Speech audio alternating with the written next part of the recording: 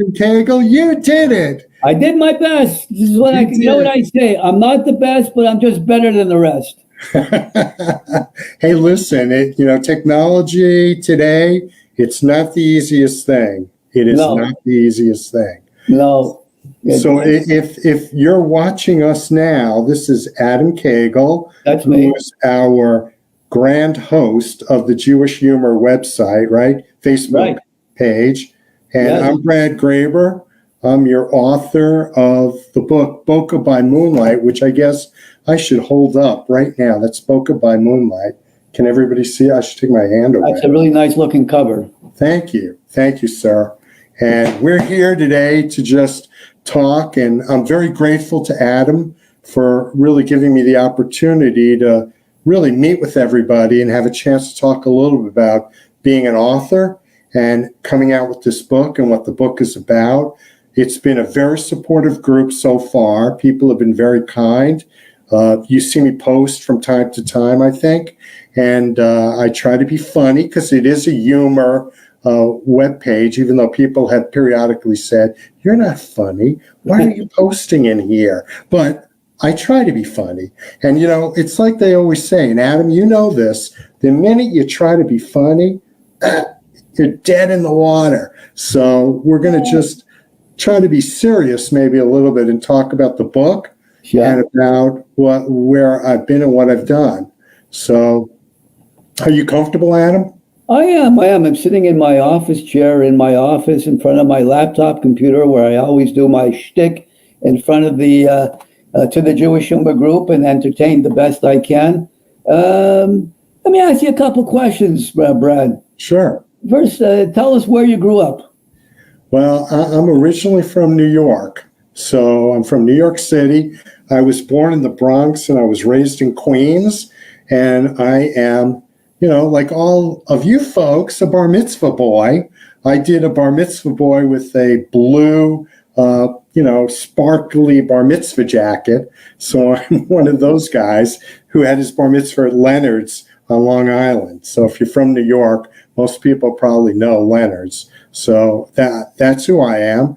I went to school in Buffalo, so SUNY at Buffalo, and I did my undergrad, and then I went for my master's at Washington University in St. Louis. So I've kind of lived all over, went to school all over, and that's a little bit about my background. But I come from the same kind of family that everybody else comes from. In terms of being a Jewish close-knit family. In my family, unfortunately, the men tend to outlive the women. I think we kill them with aggravation. Truly, the men outlive the women. And let me tell you, there is nothing sadder than a group of men that are left to their own. It's very hard to do a Thanksgiving when you have only men in the family. Somebody's got to make the meal, right? True. So unless you hire a chef. True. Yeah, But Jewish chef. a Jewish chef. So I come from that kind of a background. And really that helped inspire the book because I really wanted to talk a little bit about men and their relationships and how men manage after being in long-term marriages. Because everybody in my family are long-term marriage people. Okay. They do bury the women, but they bury the women after 32 years, 35 years. So the women really have a long time to suffer through that, if you will. But we tend to do that. So I've seen a lot of men that are kind of lost, because really oftentimes the wife is their best friend or their main connection to the family. Adam, from your mother, I'm sure. Yes. Moms keep families going. Sure. And so it's kind of interesting in a circumstance where men are sort of, have to take a breath and figure out their friendships and relationships. So, yeah. Tell me, Brad, did you always want to be an author?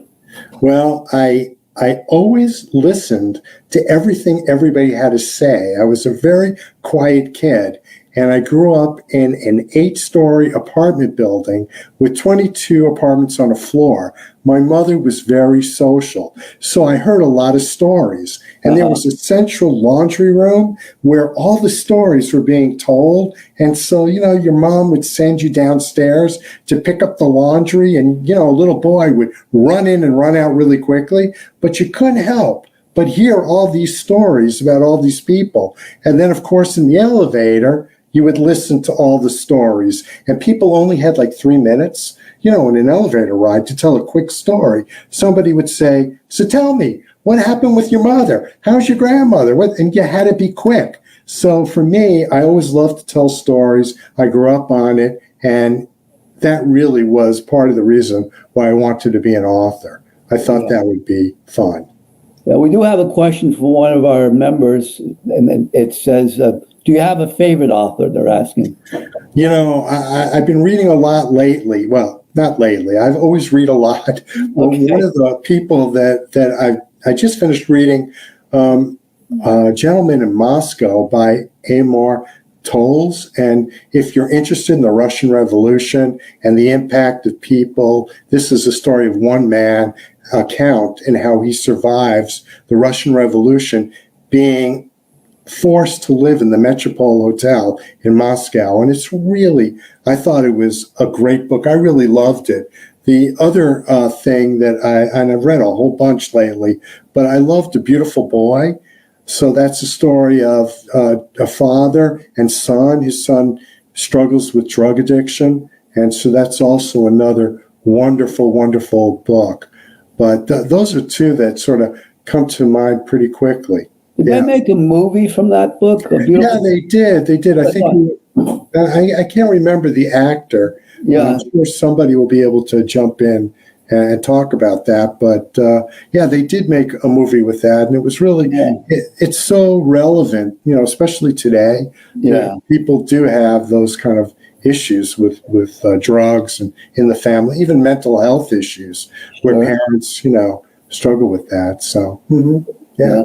So how many books have you written so far, Brad? How many books? What a good question. Who thought that question up? I've written 3 books, actually. So my debut novel is called The Intersect. I don't know if you can see it there. We see it, yeah. Yeah, and so that book is about strangers who reach out and make a connection. And I'm really interested in, I write about family, I write about life, I write about relationships, and I'm always interested in what drives people to make the decisions they make in life. And so The Intersect is a story about a woman who is in a facility, and she is, if you will, released, returns home, and finds that her home has been sold. So that's how that book starts. But it's really multiple stories connecting that really touch on the lives of folks in 2010. So there's a lot there about immigration. There's a lot there about, just life in general. That's my debut novel. And then my second book is called After the Fall. And it's kind of young adult, coming of age. It isn't really a young adult book per se, but it's a story of a young girl who can't remember her mother.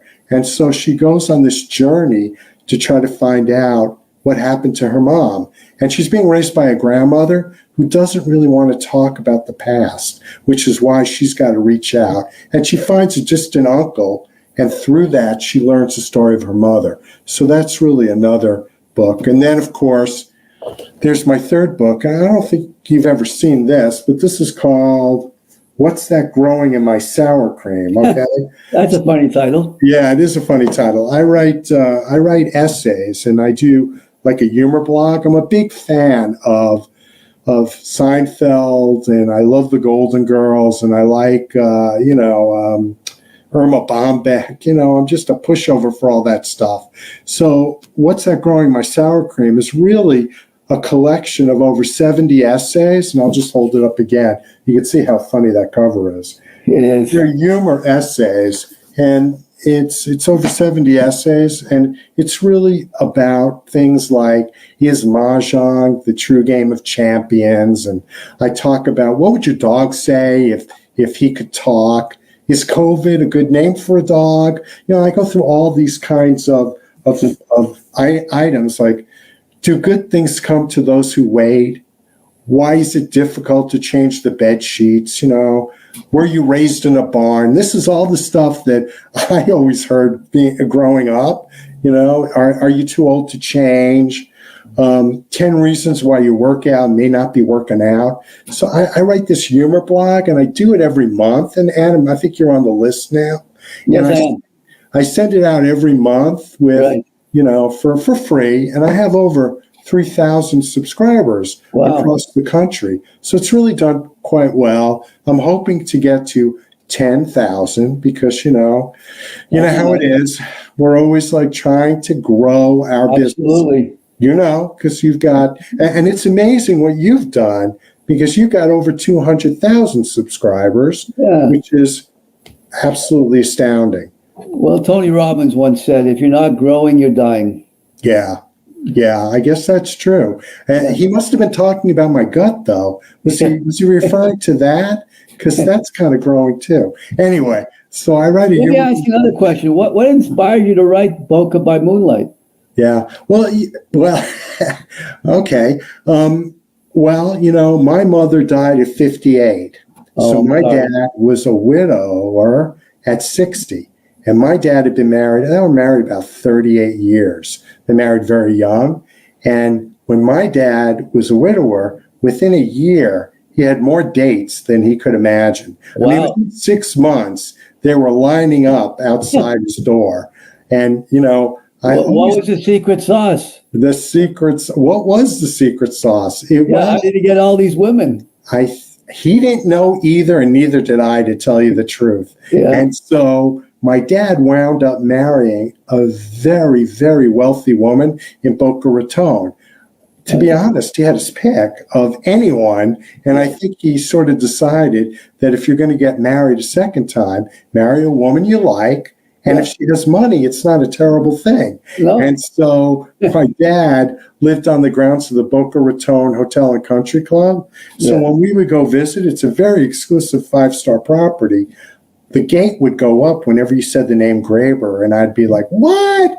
They're letting us in? No, this can't be. Because I really grew up very lower middle class, 2-bedroom, 1-bath apartment. But my dad had this wonderful lifestyle and an amazing group of friends and people that just gathered around. So it gave me a real insight into Boca Raton. And I thought it would be a great place to, point the story. Because the story really is about people like us in our 50s and 60s who are suddenly, they're on their own. So you're in the dating world and, you have to sort of figure life out. Sure. And so I wrapped that book around the concept. The plot is about 3 guys who go to a funeral of their friend, and the funeral is packed with women. Their friend, they didn't think was such a, hotsy-totsy guy. And the place is packed. And then the rabbi comes out and says, gentlemen, come here. The family has failed to show for the funeral, and the check to the mortuary is bounced. So these guys have to chip in and pay for the funeral, which, of course, they're outraged. I mean, our friend was a wealthy guy. How could the check bounce? Where's the family? And that begins their journey. And as they go on their journey, they begin to discover something that most men probably know, that sometimes their friendships aren't as deep as they need to be. Sometimes they're not always listening to each other. So they're going to learn a little bit about that process. I mean, they realize, because they've been playing golf for years, they don't even know who their siblings are. They don't know who their friend's family is really. So it's kind of an interesting journey, to find out about friendship and family and what's important. And these guys certainly learn that. I think relationships and family are important. In my mind, they're the most important people in your life. Yeah. Let me ask you another question, Brad. Yeah. What were you Were you thinking of writing a book with Jewish themes? Well, I did think about it. It really is broader than just Jewish themes, but I am a Jewish author. So everything I bring to my books, now in this book, you know who you're dealing with because it's Boca Raton. Of course. Right. But everything that I bring is kind of, I bring a lot of that culture of what we were raised with. I had a grandmother who used to say a lot of interesting things. So I've tried to put them in the book. And one of the characters, Benny, he's always quoting his grandmother, So his grandmother has this saying, and this is one of the favorite ones I gave Benny, but it was my grandmother. She used to say, "You're born with the face God gave you. You wind up with the face you deserve." And so that always was like, what does that mean? Why are you saying that? Yeah. It sounded almost like a Jewish curse in a way, Right. So yes, I try to target a lot of the stuff to my background and what I'm experienced with. Yeah. Which leads into my next question. Is your novel considered funny? Oh, that hurt. Well, I think it's considered poignant. It's funny at points, at moments. It certainly is funny. There are things like, they say, one of the guys turns to the other and says, "Do you think realtor is code for divorcee?" So there are those whimsical moments in the book, but I think the book really is heartfelt. It's really kind of a heartfelt novel. It has humor in it, like all good things do, and you're going to laugh here and there, but I think it's really poignant. That's really where it is. Yeah. Okay. Another question. What lessons can be learned from the novel? Well, I think we talked about it a little bit earlier about how important family really is. Yeah. And I think that, what I learned in my family is, especially with my dad, that even once a parent is gone, it's almost like rebuilding a relationship with that other parent. It isn't that you weren't close with them before, but when your mother is taken out of the picture, you really have to rebuild your relationship because suddenly, dad's been spending 38 years waiting for your mother to ask the next question, and now dad has to do it. Dad has to do the work. Right. So that's kind of. Now, did you lose your dad first or your mom? It was my dad. Lost when I was 21. He was 64. Died of a massive stroke. He had a store on the main, which is St. Lawrence Boulevard in Montreal. Yeah. I was in Israel at the time, and he was sandwiched between two shoe stores. On one side, there was a Jewish shoe store owner. On the other side was a Greek shoe store owner.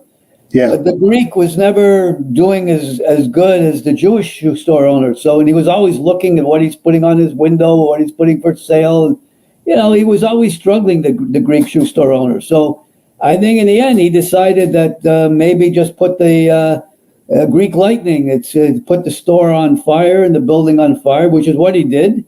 Oh. And unfortunately, sadly, my father's store was right next door, and those old buildings are like matchboxes. And when one building burns, then there were like 4 buildings that pretty much were demolished by the fire. And it kind of destroyed my father. It was his livelihood for 20 odd years. And, when he went to see the fire, he was interviewed by a reporter from the newspaper. And he said, "I almost had a heart attack when I saw the fire, and it was very stressful for him. And he suffered from high blood pressure. And my mom, not knowing any better, was feeding him all kinds of high cholesterol foods that he liked, with chicken fats and schmaltz and sour cream and all this stuff. And he suffered from high blood pressure and cholesterol. And, when you're suffering from those kind of ailments and you're eating a diet that's heavy in saturated fat, it's a recipe for disaster. So that combined with the stress, so he passed away on what we call here Remembrance Day, which is, I think, on November 11th, if I'm not mistaken, it's significant in the United States as well. Is it not November 11th? Do you know? I think it is. No, I don't know. I think November 11th has some significance in the U.S. too. It escapes me now. And then my mom passed away 10 years ago sadly from Alzheimer's. She was 89, so she lived a little longer, but they were both Holocaust survivors. And, they had a tough life. But Did your mom ever talk about her experience or? a bit, and I did mention what I know in the Jewish Humor group about how she survived. It really is a miracle how she did survive. From what she told me, she was in a ghetto, and somehow her parents encouraged her to escape if she could, and so she managed with some friends to escape the ghetto, and they ran into the woods, and her friends hid in the woods of Poland for 4 years. Imagine. Poland has got the winters as cold as where I live in Canada. I'd say it's Canadian. I mean, it gets pretty cold, and so I don't know. She said that they made little fires. They didn't want to make too big a fire because it would alert the Nazis, attract the Nazis because they would see smoke. She had a very tough life, my mother, surviving, and then after the war, she was sick. She had tuberculosis, and she was married. Her first husband passed away, left her with a small baby, which was my half-sister, which I didn't even know was my half-sister till I was 18. My parents kept it a secret. It was my other biological sister who told me. So that's a little bit of background of my parents. And my father, from what I understand, he fought with the Russians' resistance, partisans, against the Nazis. But, they suffered. They lost a lot. They lost pretty much all their family. My mother was a family of 8 siblings, and only her and her brother were the only survivors. Her brother was made to work in the concentration camp as a tailor because he was able to sew uniforms for the Nazis, and that's why they kept him alive. Otherwise, they would have sent him to the gas chambers, I'm sure. So, but he survived, and my mom survived, and after the war, they made their lives what they did. Yeah, it's interesting, Adam, because my family was over here, but really until recently, I hadn't thought. My dad was born in 1929, my mother in 31, and had they been born over in Europe, they probably wouldn't have survived. And you never know. Maybe you don't realize it. Likely not, because the chances of surviving if you were Jewish and you were in Europe in the 1930s and 40s were slim, very slim. But there were obviously survivors. The Jewish population before World War II, I'm not sure, was about 14, 15 million people. Yeah. And 70, how many years has the war ended? In 1945, that's 65 and 21, like 81, 82 years later. Yeah. The Jewish population is pretty much what it was prior to World War II. Yeah. But what always comes to my mind is that of all the Jews that were murdered, how many of them could have become comedians? How many of them could have become physicians and done amazing things? How many of their offspring could have contributed to society? I mean, this was such a tremendous loss.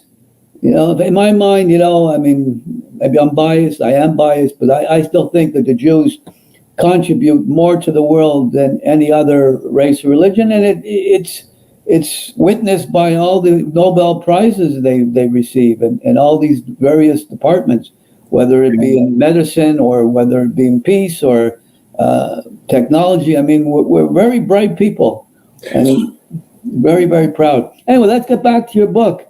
How did you come up with the title Boca? Or did we talk about that? Yeah, we sort of did. I Boca by Moonlight. He looks up at the moon when his wife dies and realizes, because he's a widower. So, he has this moment. So that plays out quite a bit. I see that there are some questions here. Yes, there are. Why do men remarry more quickly than women is one of the questions. Yeah. Well, I think the reason may be women are more independent than men. I think that may be the reason. I know in my family, the men were so confused after their wives died that they needed so much guidance and, assistance and redirection. So, I think it's rare in our generation for men to be able to, really, they're used to their wives directing them and moving them around and helping them through life, don't you think? And so without a wife, sometimes you need to get one real quick. Yeah. And, It all depends on, how you feel about, living life as a single man or, as a couple. yeah. I know a lot about relationships, but we won't go there. It's for another time. But I do think a lot of women are willing to be single more than a lot of men. And I don't know if maybe they've just had enough or, whatever. Yes. But women are just more willing to do that. Yes. Do have a few more questions. Someone asked, you have any new projects on the horizon? Yeah, well, I do. I have a couple of speaking engagements coming up. I'm going to be in Skokie, Illinois, talking to the Temple Beth Israel, October 16th. I'm going to be really Zooming with the Dayton, the Greater Federation of Dayton, or Dayton's Greater Federation, with them on the 27th. But I'm also working on a new book, as I always am, and every month I write a blog. So I've written some new blogs. One of them is called Romance, Is It Real or Hollywood Creation? Okay. So that's one of the upcoming ones that you'll see in the blog. But so I'm working on a new book. I am working on a new book, and hopefully that'll be out sometime next summer. It takes a lot to write a book. I mean, sitting down and thinking and outlining it, I give you a lot of credit. It's quite the undertaking. Yeah, I am probably the most persistent person you've ever met. I don't know whether I'm insistent or just persistent, okay. But I really have, and I'm also really kind of a loner, if you will. I have lots of friends. I shouldn't say I'm a loner, but I am a shy guy. So I'm pretty much kind of a introspective person. I don't seem that way right now. No, you don't. I know, but I am. And so for me, writing is instead of going to a therapist, yes. I can just write it all out, in a book and try to sell it. So that's always really helpful. It's been said that when you write, it's a very cathartic experience. It is, yeah. And I think if you take anything that's gone in your life not well, yes. You can rewrite it as you like. Yes. So, suddenly you can be incredibly good looking, or you can be, whatever you want to be, wealthy, successful, it's all good. It's all good. Yes. In your book, Boca by Moonlight, which of the female characters are your favorite? The female, I really love Sylvia. So she's the realtor, and she's the one who sort of is in on the whole Boca Raton society. She knows what everything means, and she's the one who's able to sort of navigate our heroes, our Jewish heroes, our right. three Jewish heroes through life. And so I really like Sylvia. She's sharp and she's got it going on. So, yep. And you think women would enjoy reading your book? I do think they would. As well as men? Yeah, I do. Because first of all, I think women know the story. They've been around enough men to know how often clueless they seem. And I've always heard women talk about how, I wish my husband would go out and meet somebody, and they don't mean another woman, they mean their friend. And so right. They have trouble, making friends. And it's always a bit of a challenge. And so I think it really resonates with women. In fact, a lot of my audience really are women. Women tend to read more than men do. And so I do hear from them a lot. And I know that the book will definitely resonate with them. They won't be surprised by anything they're reading. They'll go, aha, I knew it. See? So, yeah. Is it difficult to get your book out into the world? Yeah, well, I'll tell you what's difficult. I'm a big fan of Mitch Albom, and I like Nicholas Sparks and Dan Brown. I like all those authors, but I don't have their name. And when you think about it, 4,500 ebooks are coming out every day. Wow. There are about 1.7 million books published a year. So you really have to sort of struggle and to find your place in the world. So the book isn't so hard as finding your audience, which is, Adam, why I told you this group is so terrific, because I know that you've got 200,000 captured lives here who are interested in what you do, and I'm hoping that they'll be interested in what I do and interested in reading what I write. That's our hope. I hope so. Like I said, I'm a bar mitzvah boy. My family went to the Catskills. I was at Leonard's. I mean, what more do I have to do to prove that I'm one of the 200,000? I am. So I'm hoping that the book resonates and reaches. And it's doing actually very well on Amazon. So that's really good news too. That is good news. That's great news. Yeah. What other things do you do besides writing? What things do you enjoy doing besides writing? No, I have a lot of friends. I go out. I enjoy the gym like you do. I don't have a bicycle. I don't do that here. But I do it in an air-conditioned gym because I live in Phoenix, Arizona. Right. And so, it gets kind of warm in the summer. But I like to work out. I like to do that. I used to have a dog. Unfortunately, we lost him a little while back. So I would, think about that too, coming again. But, all the things that everybody else does, what I like to do. Yes. What else we see here? One of our members brought a comment says women are definitely more self-sufficient. Yeah, I think so. But I'm sure that there are a couple of men out there who would disagree. But I do think women are much more self-sufficient. I see somebody who wrote, "Get a dog!" exclamation. Yeah. I have to think about that. Would love to get a dog. Responsibility. Yeah. Ties you down. Yeah, it does. But you know what's terrific about a dog? It gets you out of bed every morning to walk. True. And every evening you walk. And, dogs keep you active, physically fit. Have you ever had a pet, Adam? I did. I had a purebred collie for a few years. That's back in the, after my dad passed away, we decided to get another member of the family. So we got a collie puppy and we brought him up. But he got messed up a little bit. My mom was not the easiest person, and she didn't understand dogs. And, one of the things that if you want to get a dog vicious, you isolate them from people when they come over to the house. Yeah. And that's what my mom did. And unfortunately, the dog turned a little on the vicious side. And we gave him away. We thought was a good home. Yeah. But he had bitten a few people before. And unfortunately, he bit someone in that family. And they decided to put him down. I didn't have the heart to put him down. I thought maybe giving him to another home. We put him in a home in a farm somewhere.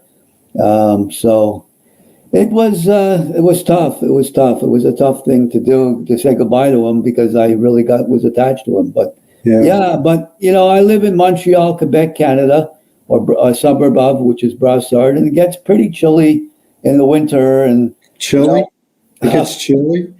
More than chilly. It's frigid. I mean, we're talking about temperatures that could, in the winter and in its coldest, you can go like to minus 20 with a wind chill of minus 40, and it's like bone chilling, and you don't want to really take a walk and go out in that kind of weather. And right. So the weather here is not really ideal.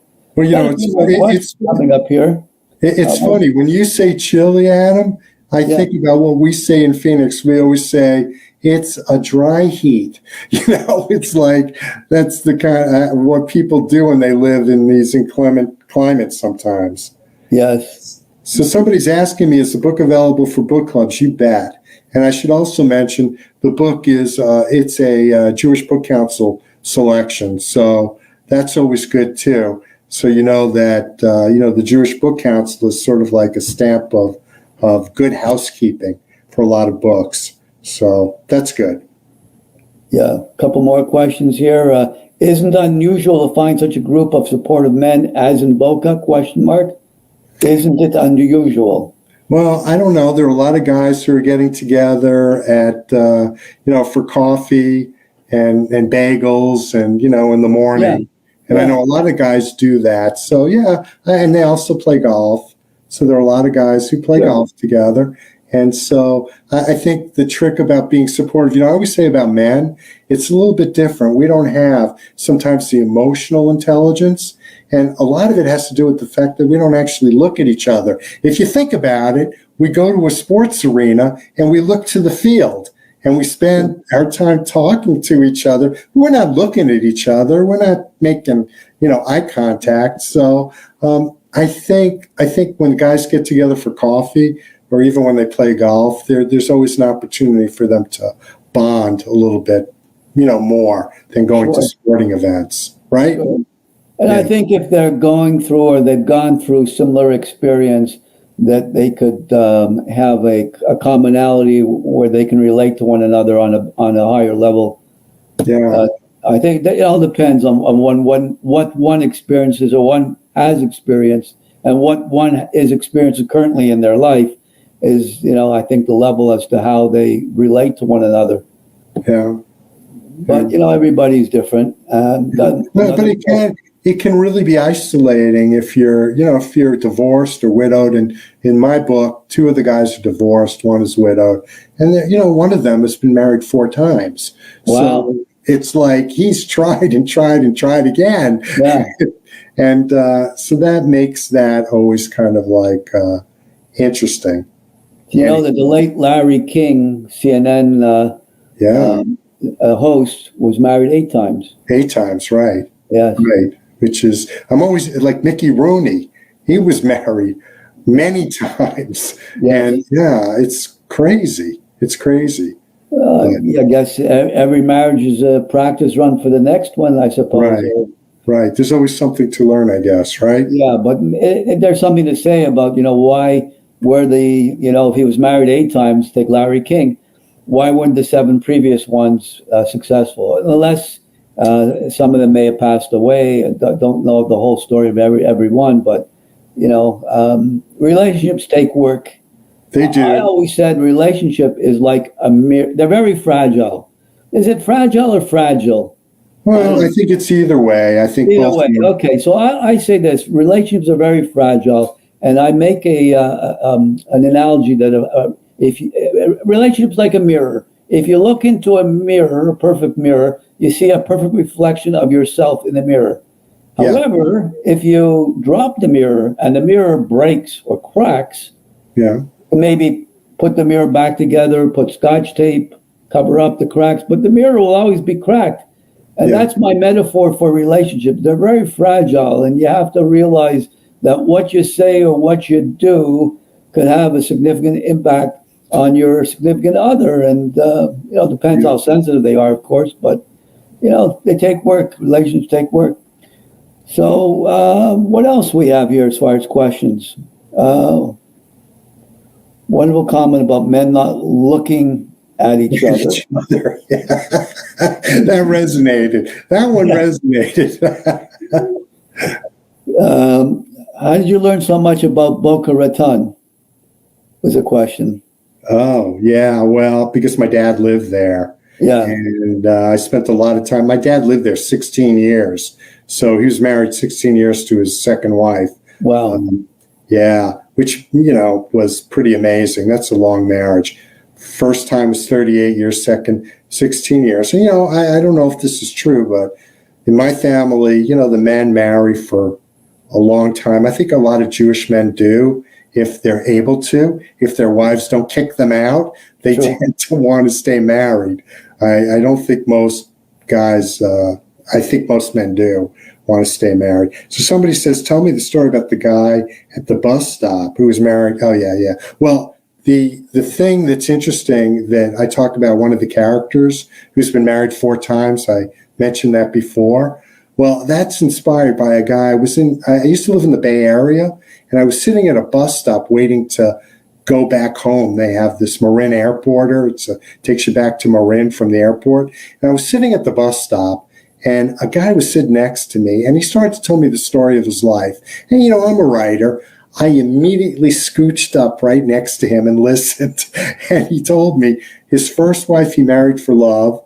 His second wife, he actually had an affair with her. He was a doctor. She was in his office.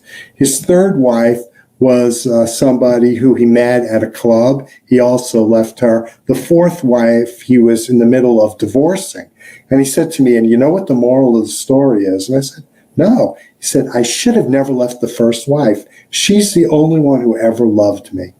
And I thought that was really powerful. So, of course, I wanted to make sure I got that in the book with one of the guys because, you know, you could be in a relationship, married 4 times, and, you know, you can realize that it's the first wife that may have loved you the most. Could be the second, might be the third or the fourth. Right. But one of them, hopefully one of them will love you, truly love you. Yes. And so that just happened with that story. That sort of caught my ear. So that's the kind of stuff that you'll find, you know, in the book, that kind of a sentimentality, if you will. Yeah.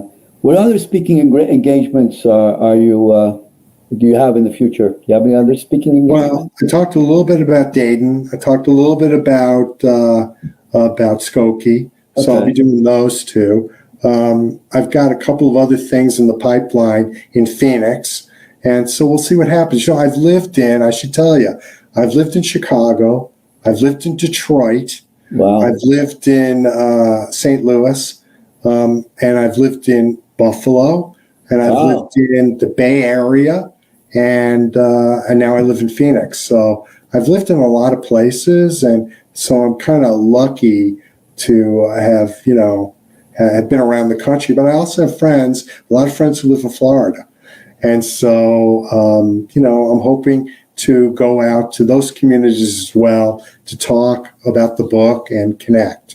So I'm looking forward to that. Yeah. When you mentioned those cities, they resonated with me because some of those cities, like Buffalo, Chicago, they can tend to be quite cold in the winter too at times. Maybe not as cold and as blustery as Montreal, but Buffalo, in fact, I mean, of recent years, I heard got clobbered with some major winter storms. I was there in 1976, I think it was, or 76, through their major blizzard where they shut the place down for a week and you couldn't get through. But, you know, I got to tell you, you know, Detroit is one of my favorite places ever that I ever lived. I lived there 18 years, Detroit, and I know a lot of people will go, Detroit, Michigan, what? Detroit is an amazing place with a very amazing, it's an amazing community. It's a wonderful Jewish community, but it's a wonderful community of people, Jewish or not. And I worked in Catholic healthcare for 18 years, and I also worked at the Detroit Medical Center. My first career, I was a healthcare administrator. So Detroit's just an amazing place. I love it, and I lived in Chicago too. I lived in Highland Park, where they recently had that Highland Park shooting, maybe a month or 2 months ago in the parade. So I worked at that. I worked at the Highland Park Hospital. So I sort of have been around the country, if you will. Yeah. And yeah. One of our members asked, why did you leave Detroit? Well, I left Detroit to move to the Bay Area. At the time, my husband... Bay Area is where? In Marin, you know, San Francisco. Oh, okay, California. Yeah. So my husband, who I'm with, I've been with him 32 years. Remember I said long-term relationship? Yeah. We've been married 13, but I've been with him 32 years. And he sold his business and moved. So I moved with him. But I worked for a company that was a corporate office. So I was able to travel. And, you know, I was one of the first remote workers back in 2000, where I worked remotely and all of that. I did that for 10 years out of a corporate office. But yeah, I'm really kind of a lucky guy to be able to have done that. But boy, I still love going back to Michigan. I have a lot of family there still. Yeah. One person writes, why did you move around so much? I couldn't make any friends. That's really, no, that is not true. I'm just joking. I don't know. It just seemed to, you know, in your career, I moved here for a job to Phoenix, the Bay Area, moved for a company. But really, I lived in Detroit 18 years. That's a long time. It is a long time. It is a long time. And, every day of my mother's life before she died, she would say, when are you moving back to New York City? Yeah. And I never did. But, and I would go down there, and they were always trying to woo me back to New York City. So one time, and this is kind of a minor but interesting story, they wanted to go to brunch at the top of the World Trade Center, Windows on the World. Oh. And there were a couple of times I could never get in there, and I never remembered why. And then one day I showed up, and he looked at me and he said, you can't go upstairs in sneakers. We have a dress code. So I never got up to Windows of the World, but it was kind of because I was wearing sneakers. And my mother really was like, when are you going to wear a jacket? And, to this day, I still don't wear a sport coat. But you know how Jewish mothers are. They want you to dress properly. Of course. Yeah. Did you have any Yiddish in your family? I mean, I think I've told you before, my grandmother in the Bronx was a kosher caterer. She survived the Depression with 4 children. My grandfather had Parkinson's, who was institutionalized at 39. Wow. So she had to support the family. And so she had a little store, Graber's, and she prepared chickens and blintzes and potato knishes and all that and sold them out of the store. So, they always say she was always plucking chickens. They would always say she was plucking chickens. But she was, so I know a little bit of Yiddish, and you and I have talked a little bit of Yiddish before. Sure. Right? Sure. Right. So, I know a little bit of that. But on the other side, I'm Sephardic. My mother's family is from Turkey. Oh. From Salonika. So I would never have guessed. Yeah, so we're Sephardic. Well, if you saw my brother, you'd guess. He's dark. Yeah. It's like two baby. My mother was dark. My father not. Yeah. What's interesting, that was considered a mixed marriage when they were young. Yeah. They thought my mother was not Jewish, because they were Ashkenazi. They said she's not Jewish anyway. But yeah. Here's a question, a couple. Do you cook, and does it run in the family? I do cook, not great. I don't like to cook, because if you cook, somebody's got to clean up. I don't like to do that. I'd rather go out and eat or bring it in. But boy, I like to eat. I really do. That's one thing I do like. And does cooking run in the family? No. And the family doesn't run. So that's the other thing. We don't run. They're not very athletic. So, yeah. Anyway. Any final thoughts? No, I just want to thank you, Adam, for doing this. I really appreciate it. My pleasure. And I really want to thank the folks on, who are part of the Jewish Humor Facebook group. I mean, you guys have been terrific. I do post, and everybody usually answers, and I've really seen that, they've stepped up to the plate. They've helped out with book sales. I see it, and I'm very grateful. And hopefully, I'll still be a presence on the website. You'll still be seeing me, folks. I'm not going away just because I did a Facebook group thing. I mean, Adam knows. I talk to Adam maybe once a month, and, we connect, and he's a terrific guy, and I think we're very lucky to have Adam. So, I'm just going to do a real quick clap.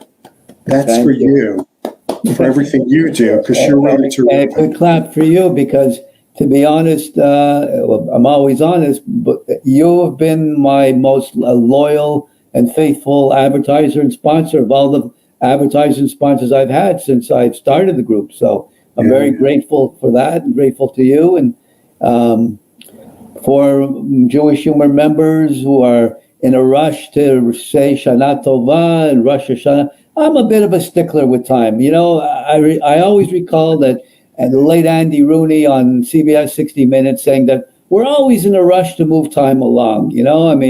Enjoy today and cherish today. Rosh Hashanah is in 72 hours from now. So, we got still Shabbat tomorrow to go through, and tomorrow's a big day in the Jewish Humor. You mentioned earlier you were a fan of Seinfeld. Well, tune in tomorrow, because tomorrow happens to be Jason Alexander's 63rd birthday. So I'll be doing a big tribute to him and Seinfeld. There'll be a lot of clips with funny Seinfeld clips in there to make people laugh and enjoy. And we got Shabbos Friday night and Saturday, and Sunday is Music Sunday, and then it's Rosh Hashanah on Sunday night. But people are always in a rush, you know. I don't know what it is with the.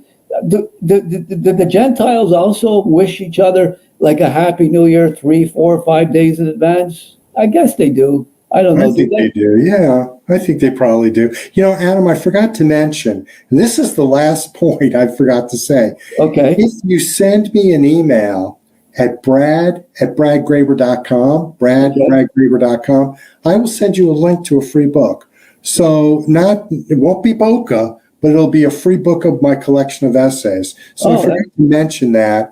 If you could, just, I just want to, again, if you send an email to brad@bradgraber.com, I promise I will send you a link and I will put you on my blog list so you can get to see my funny blogs. Okay, maybe we can put that link somewhere, in the group. Yeah, that would be great. Yeah. That would be great. Yeah.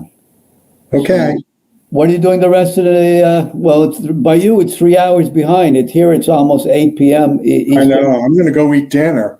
I promised myself dinner. I'm going to Culver's. What are you going to have at Culver's? Do you have Culver's? No, in Canada, we don't have no Culver's schmalvers. It's a fast food hamburger and great ice cream place. Oh. So, yeah, I'm going to head over there and have dinner. Okay. So, yeah.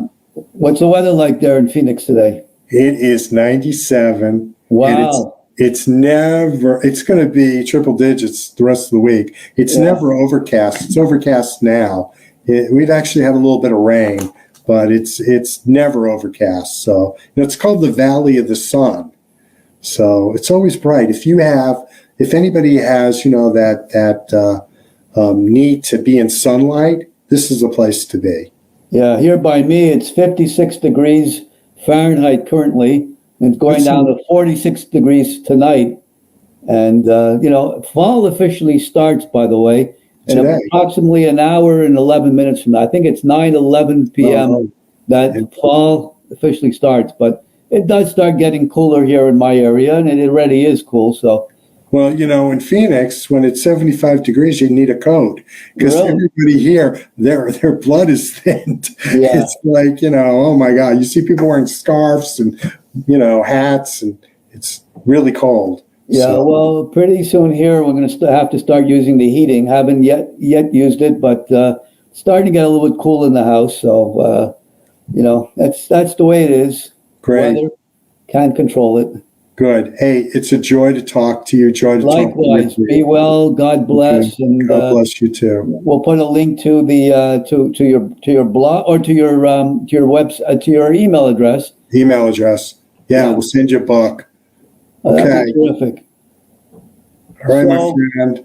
Everybody, I'm not going to wish you Shana Tova yet. I'm sorry. When I'll do it. But Sunday. It's not Rosh Hashanah yet. I always tell people, you know what? When it's my birthday, I hate like hell when people start wishing me a happy birthday days in advance. It makes me feel older than I already am. Wish me a happy birthday on the birthday. I feel the same with all these holidays. Let's do it on the day of. Anyway, I'm a stickler with time, so everything with the time. But tomorrow, we're going to have a lot of fun with Jason Alexander, Seinfeld, especially that episode called The Contest. It's got to be the funniest episode of all time.